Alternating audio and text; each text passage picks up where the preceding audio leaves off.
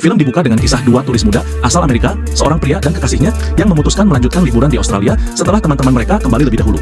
Mereka memilih wisata ekstrim, menyelam di dalam kerangkeng besi untuk melihat hiu dari dekat. Wisata ini dipandu oleh seorang kapten kapal bernama Tucker, pemilik usaha wisata laut bernama Laukhu Tour and Travel. Dalam perjalanan, Tucker bercerita mengenai bekas luka gigitan hiu yang ia dapatkan ketika masih berusia 7 tahun. Meski demikian, ia mengaku tidak pernah menyalahkan hiu dan tetap menjadikan laut sebagai bagian dari hidupnya. Saat keduanya akhirnya turun ke dalam laut, sang gadis tampak ketakutan. Namun berkat dukungan sang kekasih, pengalaman itu justru berakhir dengan rasa bahagia. Sayangnya, kebahagiaan tersebut hanya sesaat. Dari sinilah terungkap bahwa ancaman yang sesungguhnya bukan berasal dari hiu, melainkan dari Tucker sendiri.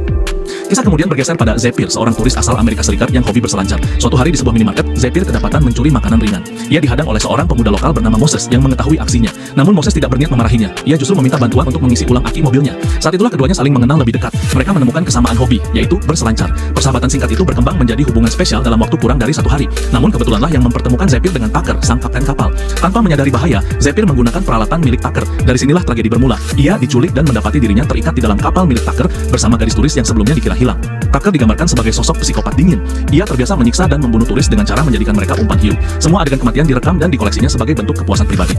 Dinding kapal penuh dengan nama-nama korban sebelumnya, menandakan sudah puluhan orang tewas di tangannya. Zephyr berulang kali berusaha melarikan diri, mulai dari membuka borgol dengan kawat hingga mencoba melawan Tucker. Namun setiap kali upayanya gagal, ia kembali disekap. Tucker sendiri kerap memposisikan dirinya sebagai raja laut, layaknya hiu, predator yang hanya mencari sensasi dari penderitaan mangsanya.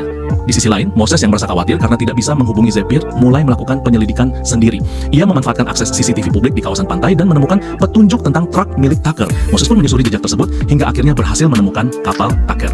Moses sempat berhasil membebaskan Zephyr, namun keduanya kembali tertangkap setelah terjadi konfrontasi dengan Tucker dan penjaga dermaga yang ternyata menjadi kaki tangannya. Mereka pun kembali dikurung di kapal maut tersebut. Puncak kengerian terjadi ketika Tucker mempersiapkan pertunjukan sadis di siang bolong. Moses dijadikan umpan hidup untuk hiu-hiu lapar. Dengan tubuh penuh luka akibat ditikam, Moses hampir tewas di hadapan Zephyr. Namun keberuntungan datang ketika helikopter patroli polisi melintas, membuat Tucker menunda eksekusi. Malam harinya, Zephyr nekat melukai dirinya sendiri demi melepaskan borgol. Ia menggigit hingga putus jarinya agar bisa terbebas. Usaha ekstrem itu berhasil. Ia mencoba menghubungi polisi melalui telepon satelit. Namun Tucker lebih dulu memutus aliran listrik kapal dan kembali memburu mereka.